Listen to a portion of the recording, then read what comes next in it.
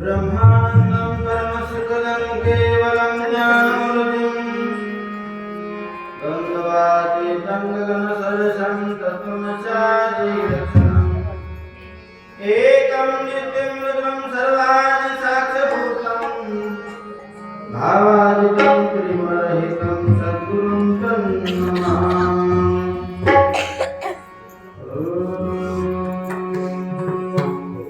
जय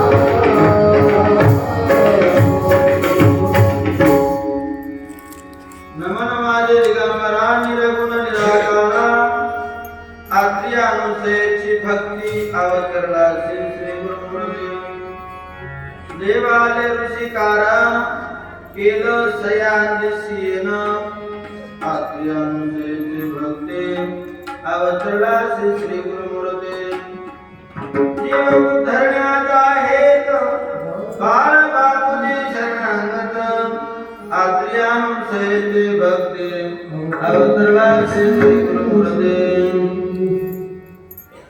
ब्रह्मानंदं परमसुखदं केवलं ज्ञानमृतं द्वन्द्वातीतं गगनसदृशं तत्त्वमस्यादिलक्षणम् एकं नित्यं विमलमाचलं सर्वादिसाक्ष्यभूतं भावादितं त्रिगुणरहितं सद्गुरुं तन्नमामि।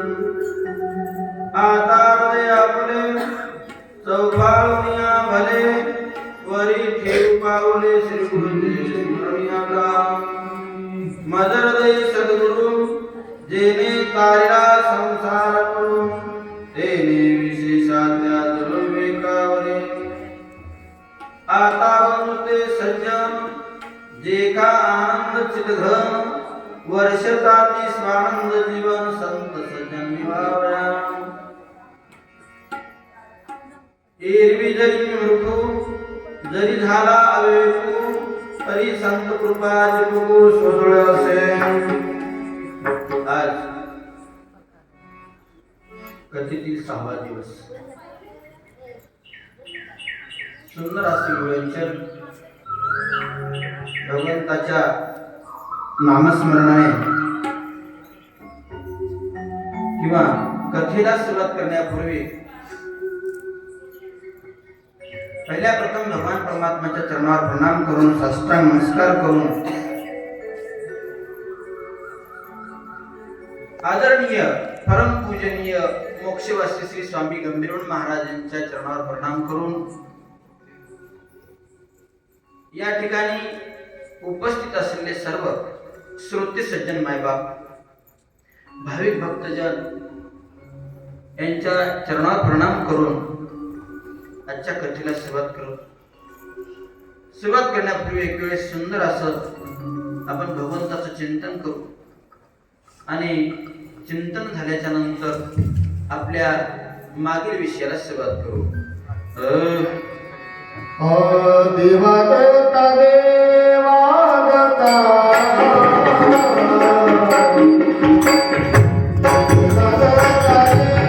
सुंदर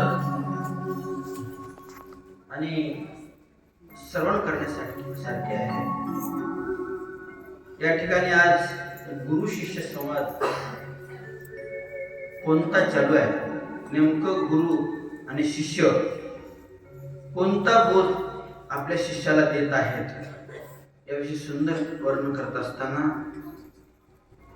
गुरु असणारे वेद धर्म आणि शिष्य असणारा दीपक काशी क्षेत्रामध्ये गंगा नदीच्या किंवा सरस्वती दोन्ही नदीचा असणारा त्या ठिकाणी संगम आहे इलाहाबादला, आणि ते दोन्ही मिळून असणार काशीला येतात. या सर्व क्षेत्रातलं पवित्र क्षेत्र मानलं गेलेलं काशी क्षेत्र, आणि त्या काशी क्षेत्रावर गुरु शिष्यांचा बोध चालू आहे. आणि शिष्याने विचारलेलं आहे, आम्ही नेमकं कसं वागावं, नेमकं आम्ही काय करावं, मनुष्य देह आम्हाला मिळाल्यानंतर आम्ही काय करावं, आम्हाला थोडासा उपदेश द्या म्हणल्यानंतर पहिल्या प्रथम गुरु महाराज सांगत आहेत, मनुष्याने स्वधर्मानं आचरण करणं हे सर्वात मोठं कर्तव्य आहे. तर स्वधर्म म्हणजे काय? म्हणजे स्वतःचा धर्म. स्वतःचा धर्म म्हणजे काय? जीवाचा धर्म वेगळा आणि देहाचा धर्म वेगळा. जरी जीव हा देह संबंधाने जरी या देहाच्या विहारात राहत असेल, या कुडीत राहत असेल, तरी त्यानं धर्माचं आचरण केलं पाहिजे. तर धर्म म्हणजे काय? इतर धर्मापेक्षा एक सर्वात मोठा धर्म म्हणजे मानव धर्म. मग तुम्ही ब्रह्मचारी असा, ग्रस्ती असा, वानप्रस्थी असा, संन्यासी असा, ज्याचे त्यांनी ब्रह्मचार्याने ब्रह्मचर्य व्रत धारण करून नियमाचं पालन करणे, त्या वृत्तीनं आचरण करणे हे ब्रह्मचार्याचं लक्षण आहे. ग्रस्तांचं असणारं जे पतिव्रता धर्म आहे, नुसतं पत्नीनंच पतिव्रता धर्म आचरण न करता, त्यावरच न राहता, त्या दोघा उभयंतांनी एक पत्नीव्रत आणि पत्नीने पतिव्रता धर्म हे दोन्ही स्वीकारणं गरजेचं आहे. वानप्रस्थांनी असणारं वनामध्ये आपण भगवंताचं चिंतन नामस्मरण करत असताना मागील ग्रस्ताची इच्छा न करता वनामध्ये केवळ भगवंताचं चिंतन करणे. आणि संन्यास आश्रम हा 75 वर्षांच्या पुढचा जो संन्यास आश्रम आहे, आपली हिंदू धर्माची संस्कृती सांगते, प्रत्येक ग्रंथामध्ये त्या ठिकाणी आपल्या हिंदू धर्माचं आचरण सांगितलेलं आहे. परंतु मनुष्य देह आपला पूर्ण धर्म विसरून गेला आहे. मला तुम्हाला बोलायचं आहे, गायी पुढे प्रत्येक जे प्राणी आहेत आपापल्या नियमानं वर्तन करतात. प्रत्येक पशु पक्षी प्राणी सगळे आपल्या आपल्या धर्मानं वर्तन करतात. पण माणसाला स्वधर्माची जाणीव नसल्यामुळे गुरु महाराज स्वधर्माची जाणीव करून देतात. आपण विचार करा, गायी पुढे किती एखादा मांसाहार नेऊन ठेवा, ते कधीच त्याच्याकडे बघू शकत सुद्धा नाही, बघू शकत नाही. वाघापुढे किती सुंदर चारा नेऊन ठेवा, अजिबात सेवन करत नाही, चारा वाघ खाऊ शकत नाही. चकोर पक्षापुढे कुठलंही अमृत नेऊन ठेवा, ते दुसरं अमृत अजिबात सेवन करू शकत नाही. ते चकोर पक्षी पौर्णिमेच्या दिवशी चंद्राचं अमृतच प्राशन करतो. अलीकडला कुठलाही गोड पदार्थ त्याच्या पुढे नेऊन ठेवलं तर ते अजिबात स्वीकारतच नाही. चातक पक्षापुढे जमिनीवरचं पाणी नेऊन ठेवा, ते अजिबात पित नाही. राजहंस पक्षापुढे दूध आणि पाणी मिश्रित करून ठेवा, ते पाण्याचा लवलेश अजिबात घेत नाही, दूधच तेवढं प्राशन करतोय. माणसापुढं काय बी ठेवा, सोडी. मी कशासाठी बोलतोय? आपला धर्म काय? धर्म म्हणजे हिंदू धर्मावर बोलत नाही, मुस्लिम धर्मावर बोलत नाही, अन्य कोणत्याही जगातल्या कोणत्याही धर्माचं याविषयी विश्लेषण नाही. मानव जो देह आहे नेमका कशासाठी आहे? यासाठी तुम्हाला जे आहार जे ठेवलेला आहे, जे 18 धान्य आहे, त्या 18 धान्याचं सेवन करणे. त्यात राजस तामस सात्विक, क्षत्रियाने तामस आहार सेवन केला पाहिजे. क्षत्रिय पाहिजे, धर्माचं रक्षण करण्यासाठी क्षत्रिय पाहिजे. तुम्ही सर्व क्षत्रिय आहात.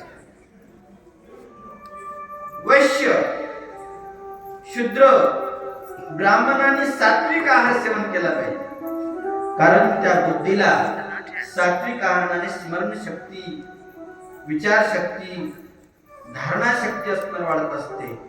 म्हणून विद्यार्थी अवस्थेत असताना जे काही चांगल्या चांगल्या पोस्टला जाणारे जे कोणी विद्यार्थी आहेत त्यांनी तामस वृत्ती किंवा तामस आहार न सेवन करता सात्विक आहार सेवन केला असताना त्याच्या बुद्धीला, स्मरणशक्तीला चांगला असणारा अभ्यासाची ओढ लागते. अन्यथा अनेक त्यांना त्या अभ्यासापासून विस्मरण होणे, अनेक त्या ठिकाणी अभ्यासाची आवड न निर्माण होणे. चला, स्वधर्म हा प्रत्येक प्राण्याला आहे, प्रत्येक पक्षाला आहे. तसं माणसाने सुद्धा स्वधर्माचं आचरण करणे. स्वधर्माचं आचरण सांगत असताना हस्ता पवित्रेदिम दान पुण्यम, पादो पवित्रेदिम तीर्थयात्राम, वाणी पवित्रेदिम नाम घोषम, हृदय पवित्रेदिम सोमब्रह्म निष्ठाः. आपल्या वाचेनं भगवंताचं चिंतन करणे, नामस्मरण करणे, हातानं दान करणे, पायानं भगवंताच्या सानिध्यात जाणे, हृदयामध्ये भगवंताविषयी प्रेम निर्माण होणे, हा एकमेव मनुष्याचा धर्म आहे. आणि त्या स्वधर्माचं आचरण करत असताना कुठंतरी तुम्हाला पुढचा मार्ग दाखवण्यासाठी कोणाची तरी आवश्यकता आहे. तुम्ही स्वतंत्र स्वबुद्धीने कुठल्याही मार्गाने जाऊ शकत नाही. तुम्हाला चांगला आणि वाईट याच्यातला निवाडा करून चांगल्या मार्गाची वाट दाखवणारा कोणीतरी या जीवनाला आवश्यक आहेच. वाट सांगित या पुण्य नाही पार, होती उपकार अगणित. तुम्ही कितीही जरी विद्याभ्यास केला, नाना वेद मुखोद्गत केले, शास्त्र पाठांतर केले, तरी पण सद्गुरु शिवाय या जीवनाला कोणीच प्रवर्त करू शकत नाही. सत्य मार्ग गुरु शिवाय तुम्हाला कळू शकत नाही. शाश्वत मार्ग तुम्हाला कळू शकत नाही. म्हणून महाराज सांगतात, सद्गुरु बाबाई सापडे न सोया,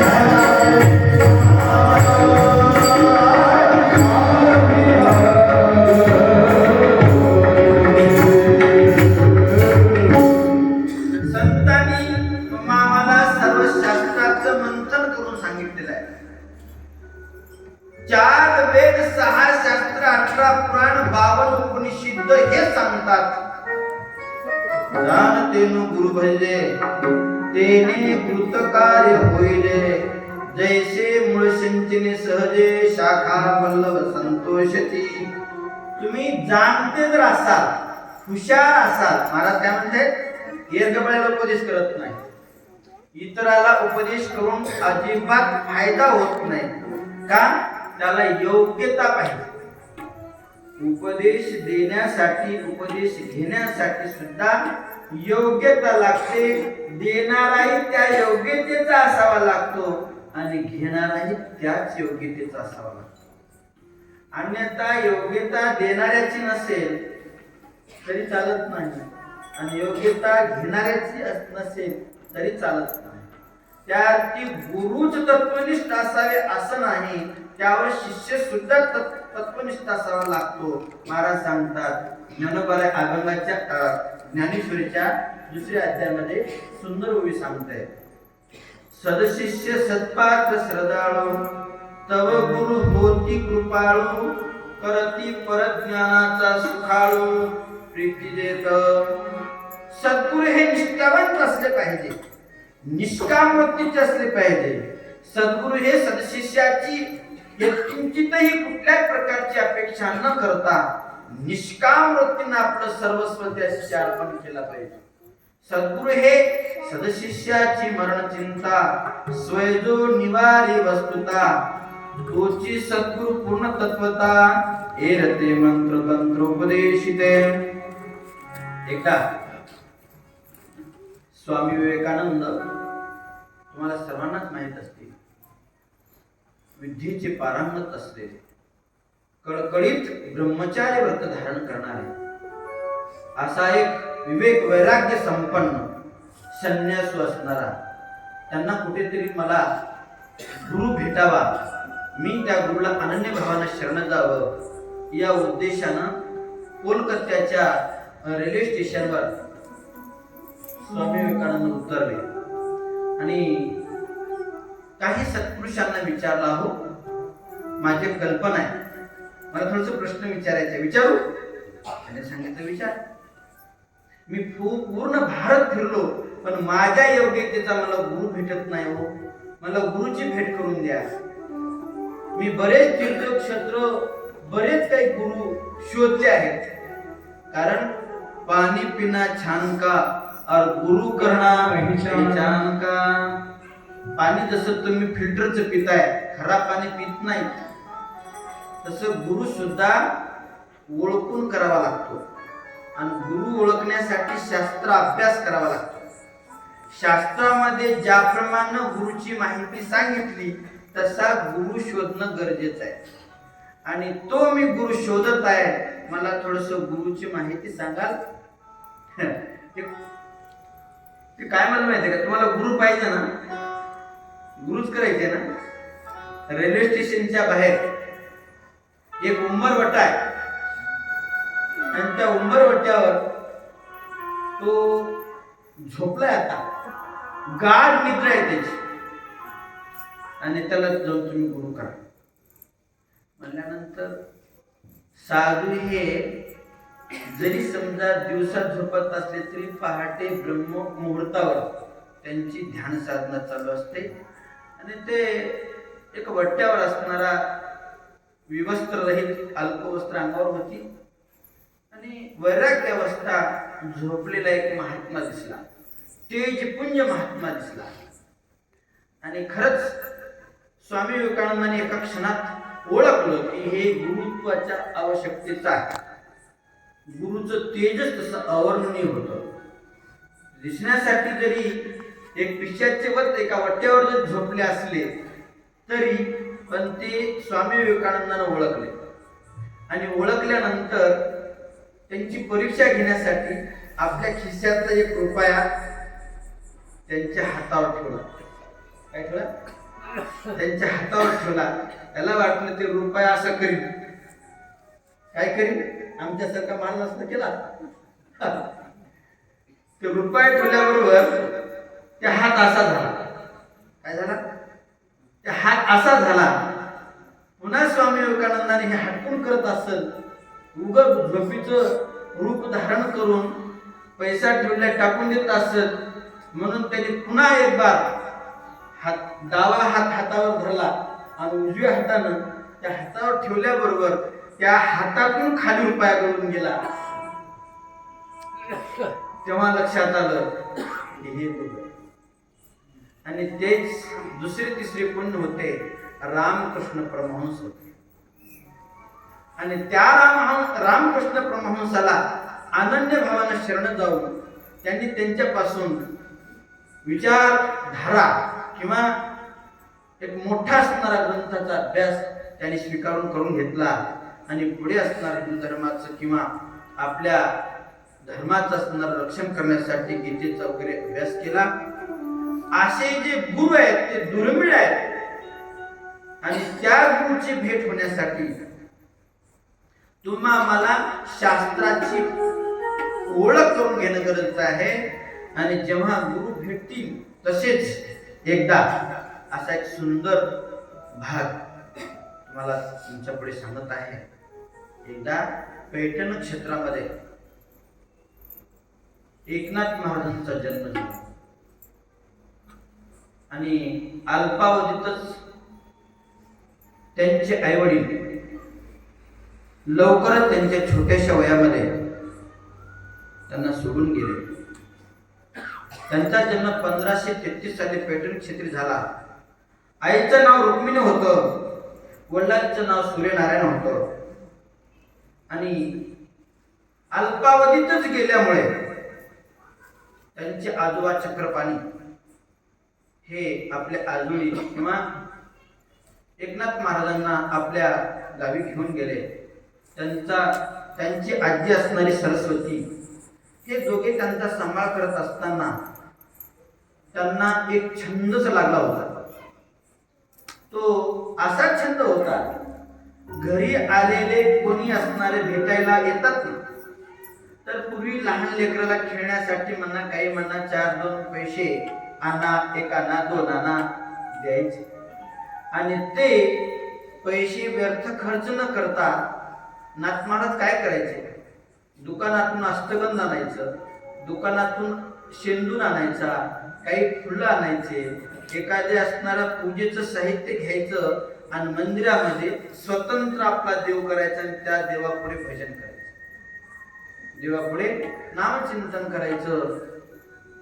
असं नित्य नियमानं चालू असताना एक दिवस आकाशवाणी आली, नाथा तुम्ही दौलताबादला देवगड येथे जनार्दन स्वामींच्या सेवेसाठी जा.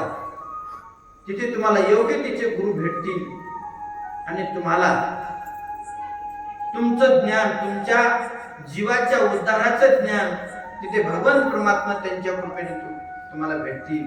आकाशवाणी झाली आणि छोट्याशा वयामध्ये पैठणहून पायी छोटासा बालक दौलताबादला निघालेला आहे.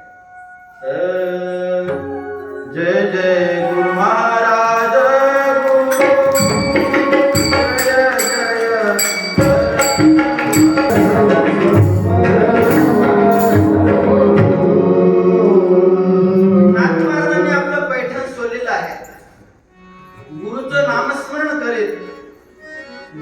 आकाशवाणी झालेला दृष्टांत डोळ्यासमोर ठेवून आपल्या गुरुच्या दर्शनासाठी निघालेले आहेत.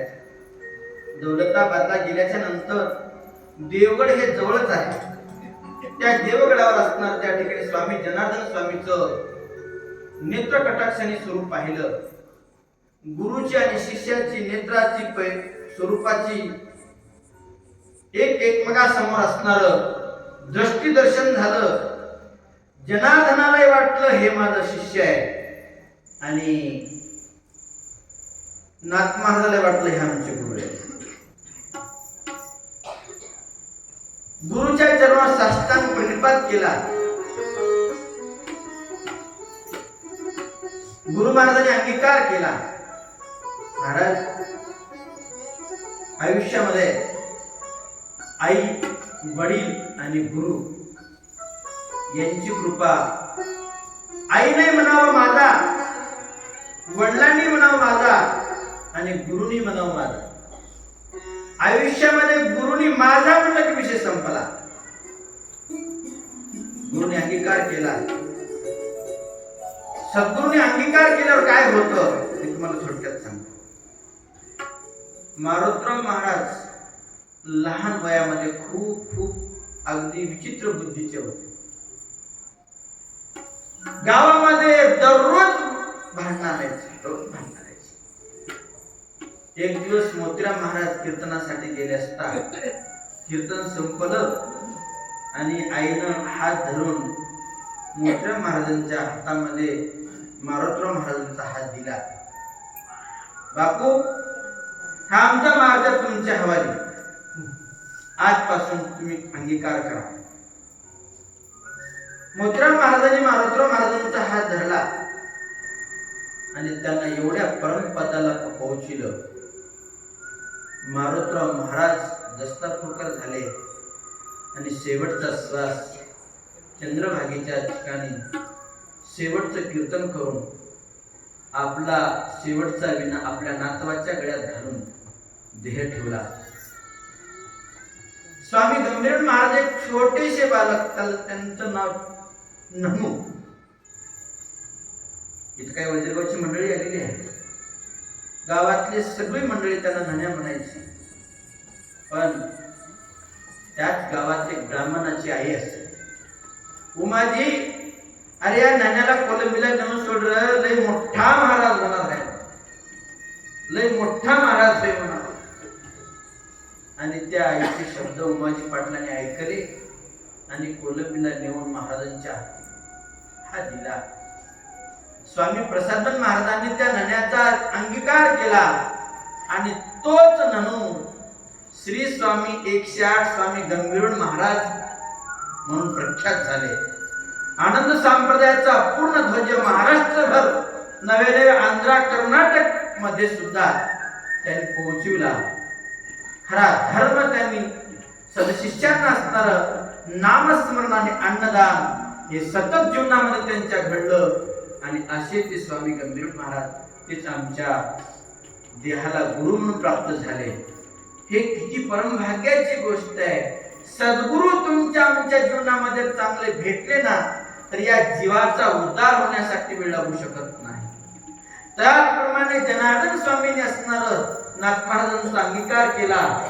आश्रमामध्ये राहण्याची व्यवस्था, त्यांना योग्य अशी सेवा नाथ महाराज करू लागले. नाथ महाराजांची परीक्षा एक दिवस पाहण्यासाठी महाराजांनी जनार्दन स्वामींनी काय केलं तुम्हाला सांगताना किळस वाटेल. एक वटकी घेतली मागे, एक वटकी, आणि त्या वटकीमध्ये बेंडके टाकले, खोकल्या बेंडके टाकले आणि ते बेंडकेची वटकी साफ करून आणण्यासाठी सांगितली. आणि ती वटकी पाण्यानं धुतली नाही महाराज. ते वटकीतले बेंडके हाताने खाल्ले. तेव्हा लक्षात आलं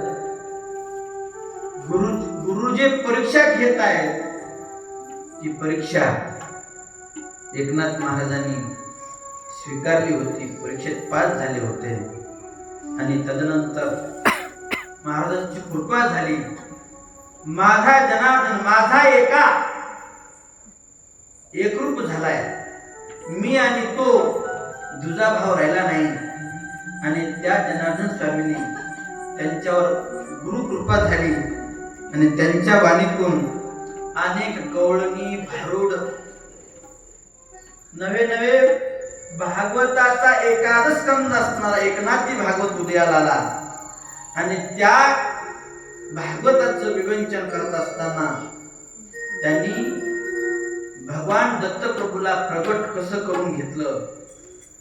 एक दिवस जनार्दन स्वामीला एकनाथ महाराजांची असणारी परीक्षा प्राप्त झाल्याच्या नंतर त्यांना शांती ब्रह्म हे नाव आलं. त्यांच्याकडं क्रोध आयुष्यामध्ये कधी जाणवलाच नाही किंवा त्यांच्यामध्ये सर्वस्व वेदाचा अर्थ त्यांनी एकरूप केला होता.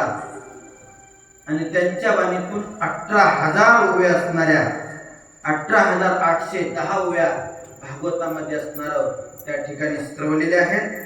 आणि एक दिवस गुरु महाराजांना एकनाथ महाराजांची असणारी भेट करून द्यायची होती।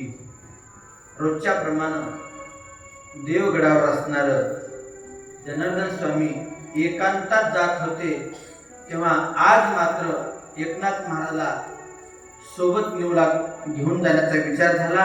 एकनाथ महाराजांनी सांगितलं, तुम्ही दररोजच एकांतात जाता, मला का सोबत नेत नाही? त्यावेळेस जनार्दन स्वामी म्हणाले, चला माझ्यासोबत चला, पण मी जिथं थांबा म्हणलं तिथंच थांबावं लागतं। म्हणजे थांबतो काय अडचण नाही। जनार्दन स्वामींनी एकांतवासामध्ये लिहिलेलं आहे, अलीकडच एके ठिकाणी थांबायला लावलं, तुम्ही थांबा म्हणायचं। समोरूनच एक फकीर असणारा येत होता आणि त्या समोर येणाऱ्या फकीराच्या सोबत 2-4 कुत्रे होते, हातामध्ये वटकी होती, वटकी। जनार्दन स्वामीने असणार त्या फकीराला असणारा साष्टांग प्रणिपात केला, दर्शन घेतलं। तेव्हा एकनाथ महाराजांना थोडस वाटलं, आपले गुरु फकीराच्या पाया पडतायत, काय म्हणा बाबा आपले गुरु हे, आपल्याला हे काय बरोबर वाटत नाही। म्हणून कसं तरी मान खाली घातले आणि काय केलं, त्या दोघांनी महाराज सोबत असलेल्या कुत्रीचं असणारं त्या वटकीमध्ये दूध काढलं आणि ते दूध वटकी भरली आणि त्या फकीराच्या झोळीमधले असणारे गुटके काढलेले आहेत आणि त्या वटकीमध्ये असणार चुरलेले आहेत। वटकीमध्ये चुरल्यानंतर दोघांनी असणार त्या कुत्रीच्या दुधामध्ये कुस्करलेलं आहे आणि पोटभर जेवण झालेलं आहे दोघांचे। आणि राहिलेला थोडासा शेष भाग नाथ महाराजांना विचारलं, खाता तुम्ही? म्हणले बा काय बरोबर वाटणार आहे, तरी पण संकोच न करता गुरुची आज्ञा म्हणून त्याने ते थोडासा राहिलेला शेष भाग नाथ महाराजांनी खाल्ला। आणि नाथ महाराजांनी तो प्रसाद खाल्ल्याबरोबर जिथं फकीर म्हणून त्यांच्या डोळ्यासमोर उभं असलेली मूर्ती, तीन शिरस तीन शिरसा हात, तीन शिरसा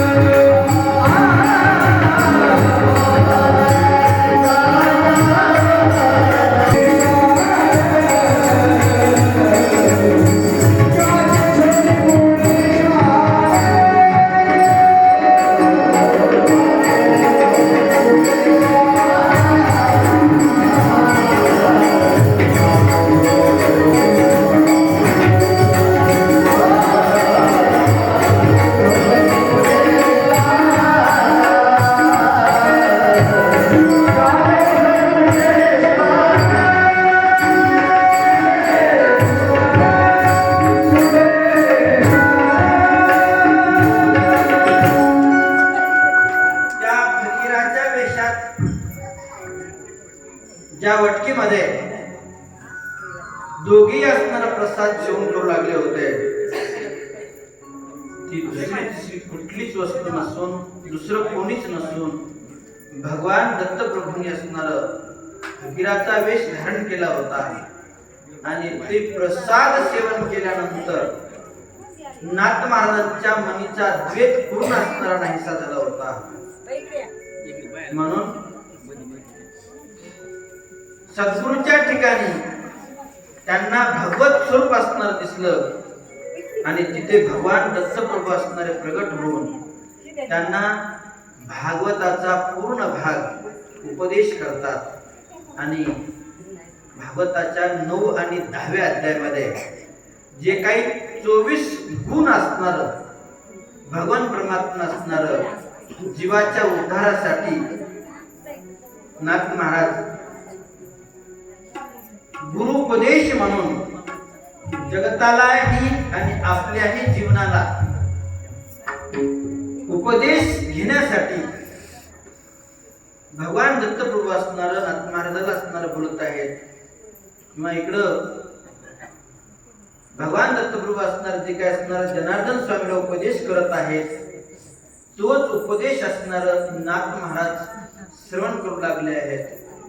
जगतामध्ये जीवन हे कृतार्थ करण्यासाठी मी काही गुण घेतलेले आहेत आणि ते गुण तुम्ही स्वीकार कराल.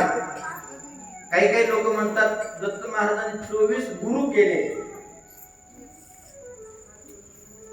परब्रह्म वस्तूला गुरु करण्याची गरज नाही, पण तुम्हा आम्हाला समजावं, त्यातून बोध घेता यावा, त्यातला गुण घेता यावा म्हणून तुम्हा आम्हाला त्याच्यातला गुणधर्म सांगितलाय.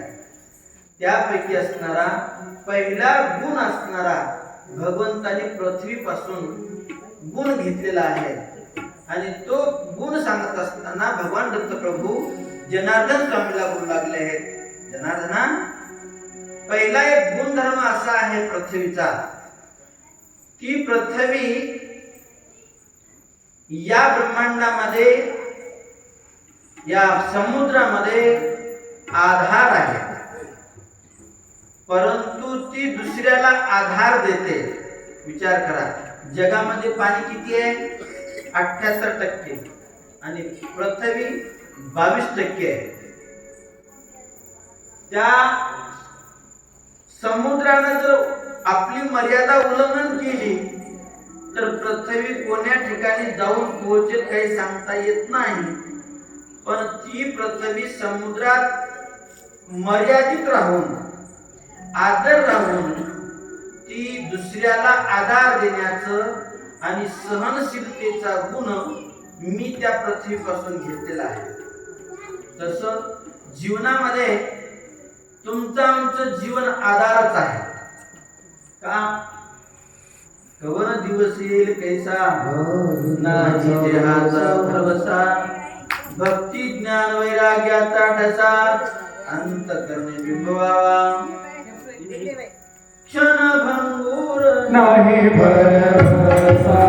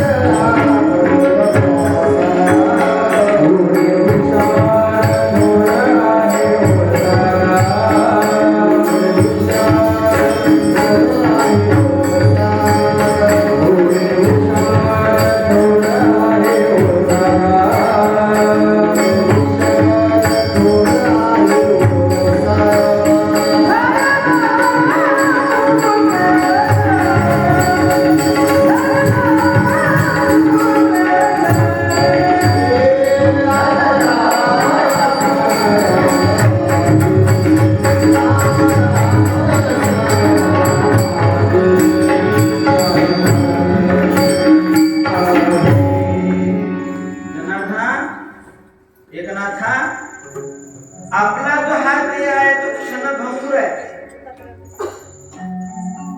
केव्हा काळ याच्याशी ग्रासून टाकील तरी आपली अवस्था कशी माहिती का? एकदा एका नदीच्या काठावर एक बेडूक काठावर थांबला होता आणि ते काठावर शांत रीतीनं बसलेला बेडूक बघून सर्पानं त्याच्यावर झडप घातली आणि झडप घातल्याबरोबर त्याला थोडं थोडं थोडं गिळायला सुरुवात झाली. पायातून थोडं थोडं गिळत असताना त्या बेडकाला मागल्या सर्पाची काही चिंता वाटावं, काही दुःख वाटावं, काहीच तिथे कुठलीच खेता न बाळगता त्या समुद्रातलं एक मासा जवळ आला. जवळ हे इकल्या सर्पाचे विचार करत नाही, त्या माशीला पकडण्यासाठी ते बेडूक तळमळ करतो. आला का लक्षात? ह्या सापाची विचार न करता त्या मासाची विचार करतोय. आपण किती गिळे माग याचा विचार न करता त्या बेडकाची अपेक्षा करतोय. तद्वत त्याच न्यायानं तुमची आमची अवस्था तशी झालेली आहे. कोणाला सुरुवात केली आहे, कोणाला अर्ध गिळे, कोणाला 50%, 60%, 70% गिळले, तरी पण कुठलं तरी घडाबळ येवच म्हणायचं. अपेक्षा आशा. पण महाराज सांगतायत मी पृथ्वीपासून गुणधर्म घेतलाय. ती पृथ्वी आदर असूनही दुसऱ्यास आधार देण्याचं काम, सहनशीलतेचं काम करते आहे.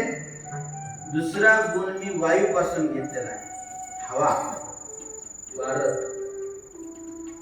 हे वारं प्रत्येक ठिकाणी व्याप्त आहे आणि ते व्यापक असलेलीच हवा एक क्षण जर समजा आपल्यातून बंद केली, 1 मिनिट बंद केली, तर तुम्ही आम्ही जिवंत राहू शकत नाही. ती हवा व्यापक असून तुम्हाला आधार देते आणि तीच हवा एखाद्या टायर मध्ये भरली तर ती हजारो टनाचं वजन ते हवेमध्ये सांभाळण्याची ताकद येते. हीच हवा म्हणजे दुसरी तिसरी कोणी नसून एक प्राणवायू आहे आणि तो प्राणवायू तुमच्या ठिकाणी जसा व्याप्त आहे तसाच ईश्वर सुद्धा चराचरामध्ये व्यापक आहे. त्याचं सर्व दर्शन असणारं, त्या ठिकाणी सर्वाभूती सर्वाघटी असणारं दर्शन घेतलं पाहिजे. तिसरा गुणधर्म घेतलाय पाण्यापासून. पाणी हे निश्चळ आहे. पाण्याचा गुणधर्म असा आहे, जो त्याच्यावर तरंगेल, त्याच्याशी एकरूप होईल, त्याला आधार देतो आणि ज्याला पोहता येत नाही त्याला बुडवितो. जो कोणी गुरु केलाय किंवा गुरुपासून माझ्यावर पोहण्याची शिक्षा घेतलेला आहे, मी त्याच्या लाथा खातो. जो गुरुपासून शिक्षण घेतलंय मी त्याच्या लाथा खातो. पण गुरु नसताना जर माझ्या देण्याचा प्रयत्न केलाय तर त्याला बुडल्याशिवाय राहत नाही. आपण आपल्या महापूजेवर पुष्पांजलीमध्ये उच्चार करतोय, नगरोरधिकम नगरोरधिकम नगरोरधिकम नगरोरधिकम शिवशासनतो शिवशासनतो शिवशासनतो शिवशासनतो. हे मी पाण्यापासून गुण घेतलेला आहे. जो सद्गुरूचा सिक्का किंवा गुरुचा सिक्का ज्याच्या जीवनामध्ये परिपूर्ण भरलेला आहे त्याचा मी अंगीकार किंवा त्याला मी आधार देतो. आणि ज्याच्यामध्ये गुरुचं शिक्षण किंवा गुरुची कृपा झाली नाही त्याला मी वरी ठेवत नाही. तसं काळ सुद्धा तुम्हाला काळाशी जिंकण्यासाठी सद्गुरूच्या गुरुमंत्राची अत्यावश्यकता आहे. तसा मी चौथा गुणधर्म आकाशापासून घेतलेला. जसं आकाश सर्व व्याप्त असून सर्व विरहित आहे. आकाश हे वस्तू नाही तर ते अवकाश आहे, पण ती सर्वाला जशी व्याप्त आहे तसं ईश्वराचं दर्शन सुद्धा सर्वव्याप्त आहे, सर्वा घटी आहे. सर्वा घटी आनंद सर्वाचे सार, आकार निराकार पराहुनी पर. ती निराकार वस्तू सर्वांमध्ये भरूनही उरलेली आहे. ती साकार रूपाने जरी दिसत असली ती निर्विकार रूपाने असणार व्याप्त आहे. असा मी आकाशापासून असणारा गुणधर्म घेतलाय. आणि पाचवा गुणधर्म अग्नीपासून घेतलाय. अग्नी एक वस्तू अशी आहे, ती कोणती वस्तू त्याच्यात टाका ती अजिबात शिल्लक ठेवत नाही.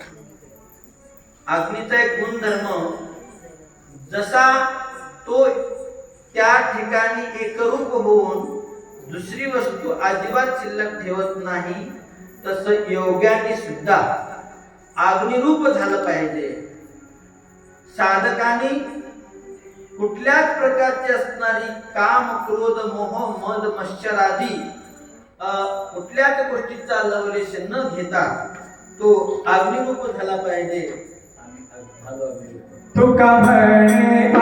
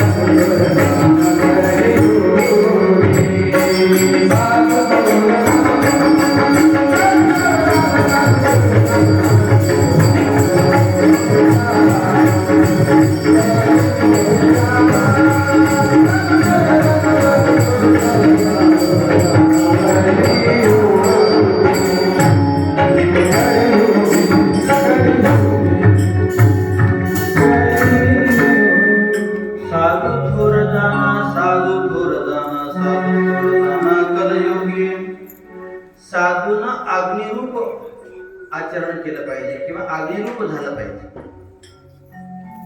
अग्निरूप म्हणजे काय? ज्याच्याकडे कोणत्याच गोष्टीचा परिग्रहता न ठेवता तो लागू नेती पाप पुण्याला, ह्या पापाचा आणि पुण्याचाही त्याच ठिकाणी असणार तीच असणारी उभी आपल्या फळमध्ये लिहितात. पापांगी पाप जरले पुण्याअंगी पुण्य सरले, कर्माअंगी कर्म विरले, मनाअंगी मनपण, अज्ञानांगीचे अज्ञान, ज्ञानाअंगी विरले ज्ञान, मायाअंगी माया जान, गेले मिळून साक्ष पै. ज्याची पाप पुण्य अवस्था किंवा ज्ञान अज्ञान अवस्था संपूर्ण निरसन झालेली आहे की नाहीशी झालेली आहे, त्याला अग्निरूप म्हणतात. तर 6वा गुणधर्म आहे चंद्राचा. चंद्र हे जरी दीप्तायमान असेल तरी तो शीतळ आहे. बाह्य अंगानं प्रकाशित असेल तर अंतरंगानं तो शांत आहे, शीतळ आहे.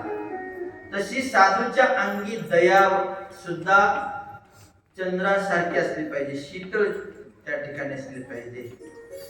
आपल्या ज्ञानाचा प्रभाव असूनही अंगी दया असली पाहिजे. त्या ठिकाणी सांगतात, गुरु असावा अतिशांत, शास्त्रमते पारंगत, दयेच्या कृपेचा भावार्थ, स्वय कृष्णनाथ सांगतसे.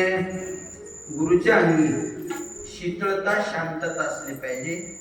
ती किती शांतता असली पाहिजे त्याविषयी बोलत असताना, जगतामध्ये विश्वामध्ये सर्वात मोठी व्याप्ती आकाशाची आहे, किंवा पृथ्वीपेक्षा पाणी 4 पट आहे, पाण्यापेक्षा वायू 4 पट आहे, वायूपेक्षा तेज 4 पट आहे, आणि त्या तेजापेक्षा आकाश 4 पट आहे किंवा अनंत पट आहे. हे एवढे आपापल्या मर्यादित वर्तन करतात, एकूण एकाशी मर्यादित राहतात. समजा आकाशानं जर विचार केला तर बाकीचे 4 तत्व शिल्लक राहत नाहीत. किंवा एखाद्या वायूने जर आपण त्याची आपली मर्यादा त्यांनी उल्लंघन केली तर तुम्ही आम्ही जिवंत राहू शकत नाही. का? आपल्या पृथ्वीपेक्षा कितीतरी पटीनं वायू जास्त आहे, कितीतरी पटीनं तेज आहे. हे सर्व आपल्या मर्यादित राहतात. तसा चंद्र सुद्धा प्रकाशित असूनही तो शीतळ आहे. हे मी त्या चंद्रापासून गुण घेतलाय. त्यानंतर 8वा जो गुणधर्म आहे, 7वा जो गुणधर्म आहे ते मी सूर्यापासून घेतलाय. सूर्य हा अनंत ब्रह्मांड असणारा प्रकाश देतो, सर्व पृथ्वीवर जीवमात्रांना प्रकाश देतो, आणि तो गतिशील आहे. गतिशील असताना आपल्या गतीची अजिबातच मागे मोरे किंवा त्या मर्यादित तो फिरत असतो. आता विचार करा, ठरलेल्या वेळाप्रमाणे तो उगवतोच आणि ठरलेल्या वेळाप्रमाणे मावळतोच. त्याच्यात अजिबात कुठल्याच प्रकारचं आपली एखादी घड्याळ तरी बंद पडेल.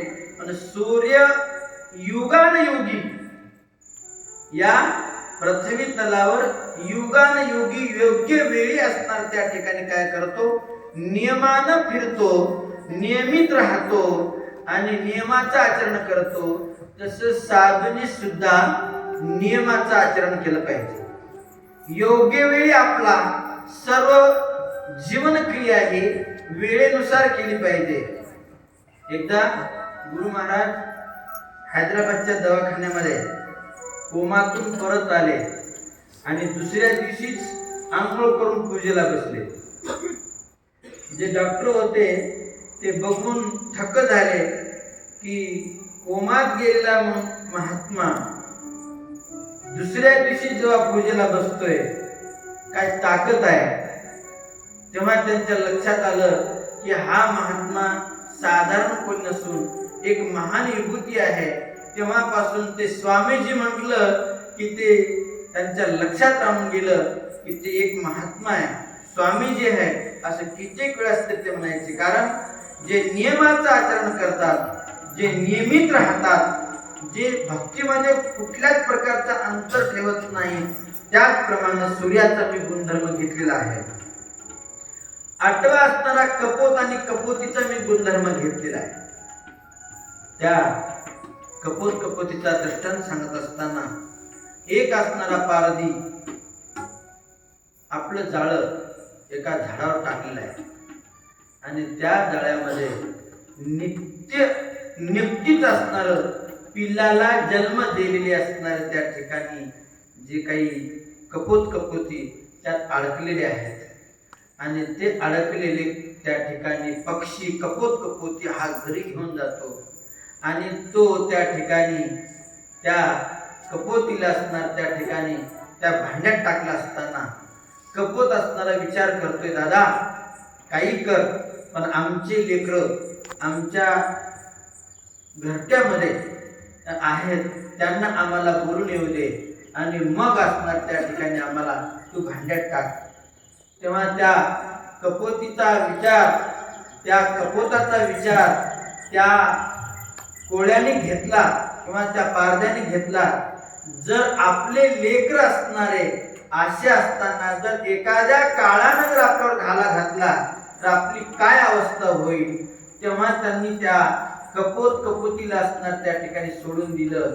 आपल्या लेकरासाठी आई जशी सर्वस्व पणाला लावते किंवा त्या भांड्यातून असणार त्याला वाचा फोडते, तेव्हा त्या कपोतीपासून आणि कपोतापासून मी तो एक गुणधर्म घेतलेला आहे.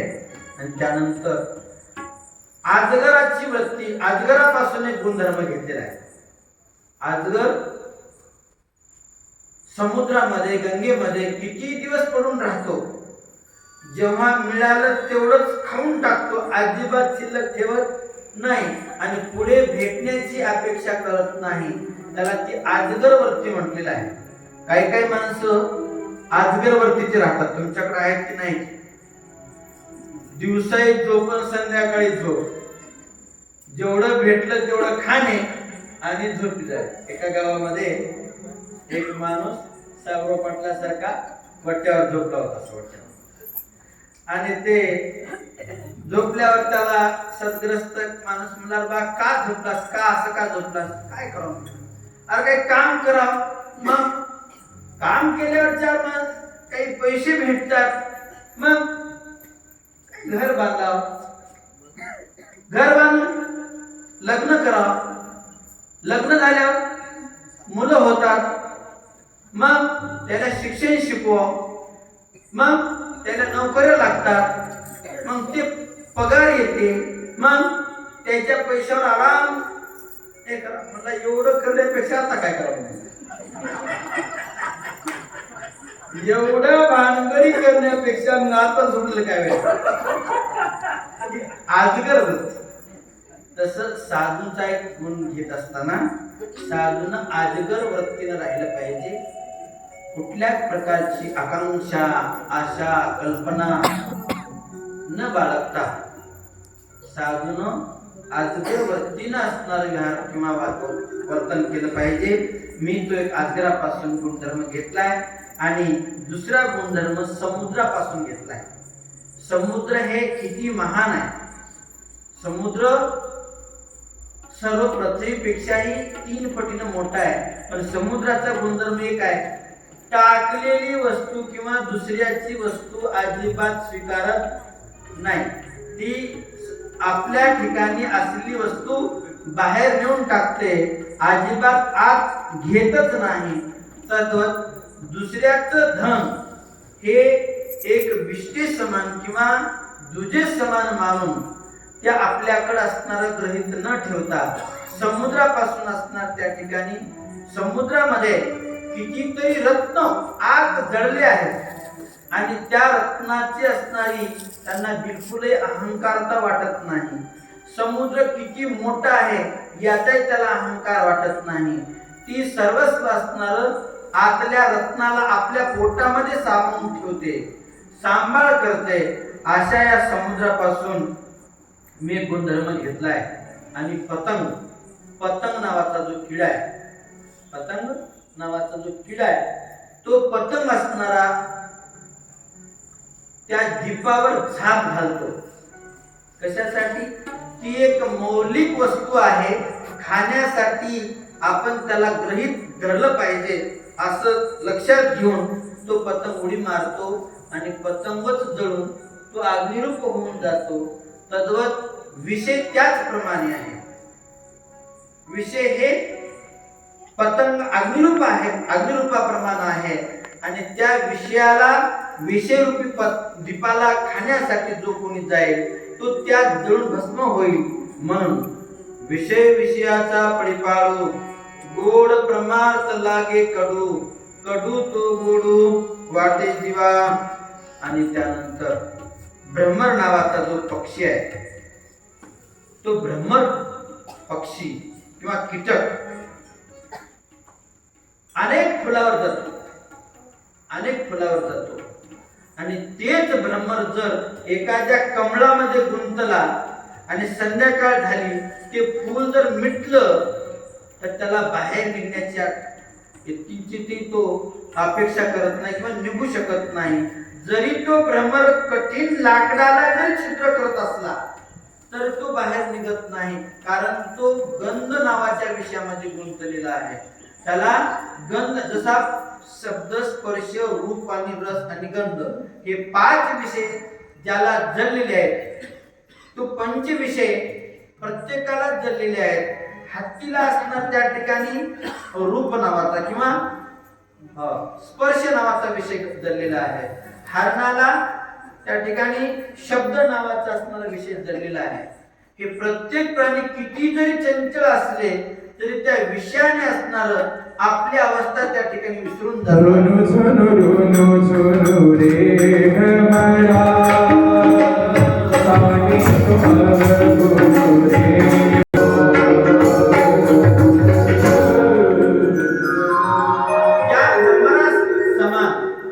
एखाद्या पतंगामध्ये जर तो दीपामध्ये गुंतला तर साधूची अवस्था कशी होती थोडस दृष्टांत आहे.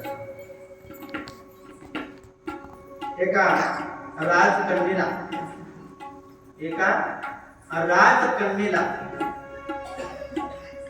एका वैराग्यशील पुरुषाशी विवाह करण्याचा त्या कन्येनं आपल्या पिताश्रीला सांगितलं. आणि ती पूर्वी काय राजाच्या कोणी असणाऱ्या मुली तिच्या अपेक्षेप्रमाणे वर शोधण्याचा अधिकार होता. आणि त्याप्रमाणे आपल्या मुलीची अपेक्षा म्हणून विचार करण्यासारखी गोष्ट आहे.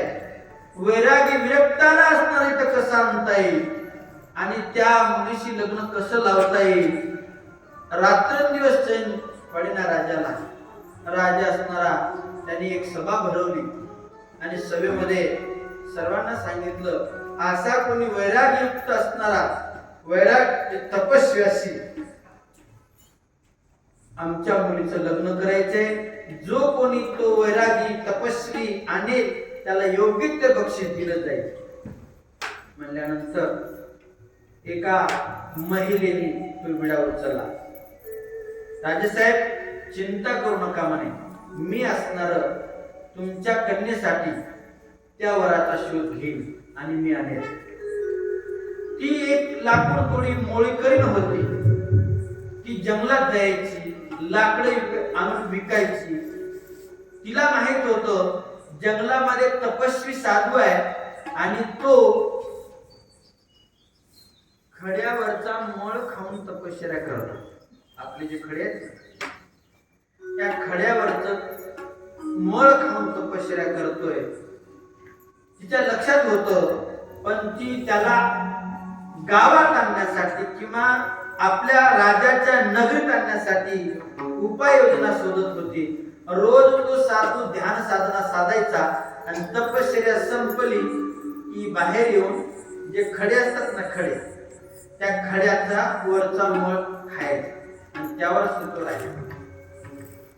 हे पाहत एके दिवशी ती जी मोळकरणी आहे तिनं काय केलं, आपले जे खडी साखरेचे जे खडे आहेत ना, खडी साखर खडे त्या आश्रमाच्या आजूबाजूला टाकले आणि टाकल्यानंतर तो जो साधू तपस्वी एकदम तो पांढरा शुभ्र खडा बघून तोंडात टाकला. टाकल्यावर तो गोड लागला. आता ती रसना खड्याचा मळ खाणं विसरून गेली एका खड्यामध्ये आणि तिथे पांढरे पांढरेच खडे ती रसना खाऊ लागली, म्हणजे जीभ. आणि ते खडे खात असताना नित्य दिन 8-15 दिवस, 1 महिना, 2 महिने त्याला ती रचना चालू झाली. कोणत्याही वस्तूची रचना एखाद्या मद्यप्राशन करणाऱ्या माणसाला पहिलं थोडं घे रे, गुटखा घे थोडं पाणी टाकून घे, कसं त्याची ओढ लागते आणि ते एवढी ओढ लागते की त्याला त्याच्याशिवाय जमू शकत नाही. तसं रसनेची ओढ लागली त्या साधूला. एक दिवस त्या महिला किंवा मूळविक्या बाईने ते टाकायचं बंद केलं आणि ते बंद केल्यानंतर तो साधू आता दुसरे गळे त्याच्या हाताला येईच ना. त्याला त्या पांढऱ्या खड्याची ओढ लागली आणि तो सगळ्या पर्वतांना फिरू लागला. कुठंच ते खडा गटत नव्हता. ती मुळकीन महाराजांच्या समोर गेली. महाराज, तुम्ही का असं फिरताय? काय झालं तुम्हाला? ध्यान साधना का विसरला? म्हणले काय सांगावं, ते बारके पांढरे खडे दिसत नाहीत आणि तेच खावं वाटतं. म्हणले इकडे तिकडे तुम्हाला भेटत नाहीत.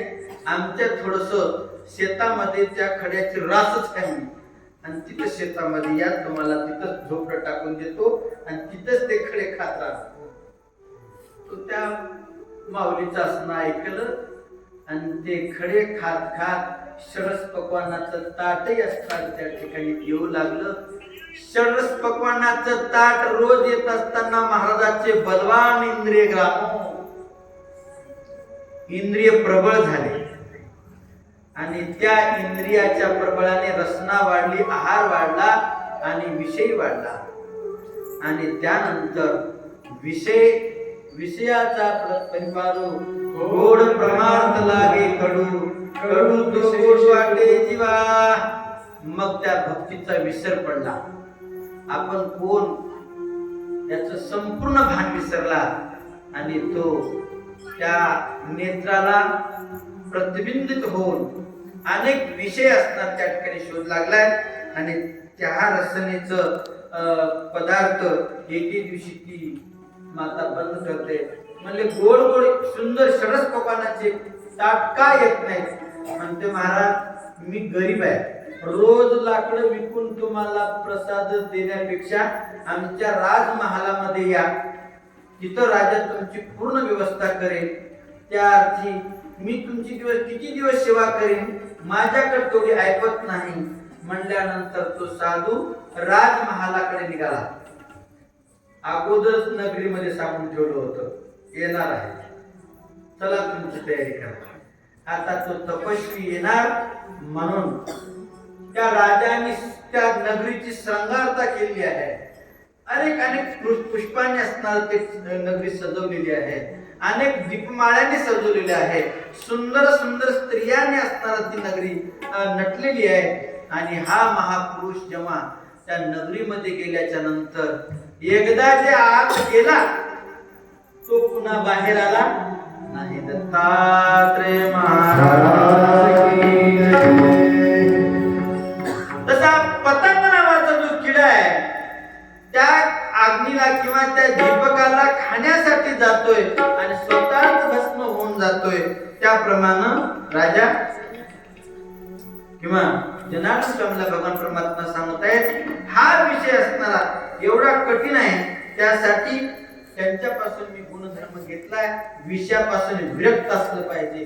वैराग्यत्व धारण करणे म्हणजे ऐहिक सुखाचा भोग सोडून परमात्म सुखाचा असणारा भोग स्वीकार करा, असं त्या ठिकाणी बोलत आहेत. आणि त्यानंतर हत्तीपासून, मधुमक्षिकापासून, मृगापासून, मीन म्हणजे माशापासून, त्यानंतर पिंगला वेशीपासून मी पूर्वी बोलून गेलो. तुम्ही कोण्याही ठिकाणी तुमचं स्वधर्म आचरण करत असताना ग्रस्ती राहा, वानप्रस्थी राहा, संन्यासी राहा, त्यापेक्षा सांगू वेशेनं सुद्धा आपला धर्म स्वीकारला पाहिजे.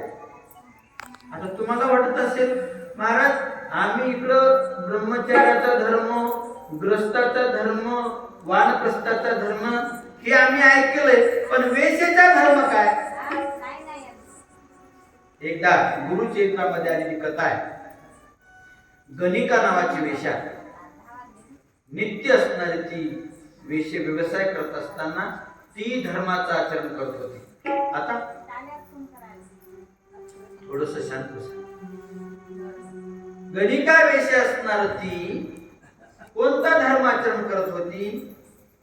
ती एक दिन प्रतिदिन जरी समजा परपुरुष जरी साधत असेल तर ती त्याच्याशीच एकरूप राहत होती. एक व्यापारी आला, व्यापारी, आणि त्यांनी काय केलं, एक मांजर, एक पुत्र आणि एक लिंग असणार त्या ठिकाणी घेऊन त्या नगरीमध्ये विकायला आला. आणि विकायला आल्याच्या नंतर ते लिंग आणि मरकट म्हणजे असणार माकड आणि कुत्रा हे सगळंच विकत घेण्याचं वेश्येनं ठरवलं. तो व्यापारी म्हणाला विकत देतो, काही अडचण नाही, पण याचे मोल जे काही आहे ते मोले न घेता दुसरी असणारी कोणती वस्तू द्या म्हणाल्याच्या नंतर ती सांगते 3 दिवस मी तुमच्याशी पतिव्रता राहील. तेव्हा तिने स्वीकारलं. 3 दिवस त्या वेश्येशी रत होण्याचं ठरवलं. आणि योगायोगानं रात्रीच्या वेळी त्या अग्नि मंडपाला अग्नी लागला आणि तो लिंगही असणारा मरकटही आणि तो जो व्यवसाय करायला आलेला जो व्यापारी होता तो जळून गेला किंवा मृत्यू पावला. तेव्हा त्या वेश्येनं पतिव्रता धर्म स्वीकारली. आता माझा पती गेला म्हणून त्याच्याशी सहगमन म्हणजे पुढी सहगमन म्हणजे पती मेल्याच्या नंतर पती सोबत जाण्याची पुढी प्रथा होती, सती जाण्याची व्यवस्था होती. आणि त्या वेश्ये जो काही व्यापारी होता त्या व्यापाऱ्यासोबत असणार ती सहगमन किंवा सती जाण्याचं ठरवलं. नगरीतले सगळे लोक म्हणू लागले तू काय वेडी आहेस काय, तू वेश्या आहेस आणि तुझा असा कोणता धर्म आहे की त्याच्यासोबत तू सती जात आहेस. ती म्हणते नाही, मी वेश्या जरी असेल तरी मी 3 दिवसाची पतिव्रता त्याची मानलेली आहे आणि मी असणार त्या ठिकाणी माझा पती म्हणून 3 दिवस का होईना त्याच्याशी स्वीकारलेला आहे आणि मी त्याच्याशी काय होईल सती जाणार आहे. तिनं ते सगळं सती जाण्याचं असणार त्या ठिकाणी काय केलं आहे ठरवलं. आणि त्या व्यापाऱ्यासोबत सहगमन करणार तेवढ्यामध्ये भगवान प्रभू असणारा प्रगट होतात आणि त्या वेळेला असणारा मोक्षाला किंवा वैकुंठाला नेतात. तुम्ही कोणताही धर्म, एखाद्या कसाबाचा जरी धर्म तो धर्मच, एखादा वेश्येचा धर्म तो धर्मच, तसा त्याप्रमाणे जर तो कोणी स्वीकारेल तर त्याचा सुद्धा उद्धार होतो. असा पिंगला वेश्येचा विषय. आणि प्रतिग्रही बाधकता. प्रतिग्रही बाधकता म्हणजे केलेला संग्रह केव्हा ना केव्हा तरी तुम्हाला बाधक ठरतोच. मग तुम्ही संन्यासी राहा, गृहस्थी राहा किंवा वानप्रस्थी राहा, तो तुम्हाला बाधकता ठरतो. असा एखादा वैरागी जरी समजा मठ बांधला की शिष्यवर्ग वाढतो, शिष्यवर्ग वाढला की वाद होतात. आणि मग त्या प्रतिग्रहापासून असणारा तो संन्यासी जरी असेल तरी त्याच्यापासून त्याला अनेक प्रकारचे त्रास होतात. पृथ्वी बालक शर करतात. शर करता म्हणजे बाण करणारा. बाण लावत असताना त्याला अनेक गोष्टीचे आठव होतात. तो एकाग्र रूपाने असणारा शर करतो किंवा कोळी असणारा जाळे टाकतो आणि एकच असणारा त्या ठिकाणी कोळ्याचा जो जाळा आहे फेकतो आणि एका जागी करतो. तसंच विश्व ब्रह्मांडाची असणारी निर्मिती परमेश्वर असणारा व्यापक करतो आणि एकत्रित करतो. त्याचप्रमाणे भिरगुंटी म्हणजे त्या ठिकाणी प्रसाद म्हणे जेथे माझा मित्र ठाई झालो तया पायी अळीभृंगी, असे 24 गुण असणारे भगवान परमात्म्याने भागवतामध्ये सांगितलेले आहेत. आणि ते भागवताचे गुणधर्म भगवान प्रभू असणार एकनाथ महाराजाला किंवा जनार्दन स्वामीला सांगून असणारा त्या ठिकाणी भागवताचा पूर्ण भाग म्हणजे जवळजवळ 18,000 ओव्याचा भाग त्या ठिकाणी श्रवण करण्यात आला. सद्गुरु महाराज की जय. दिगंबराई बादल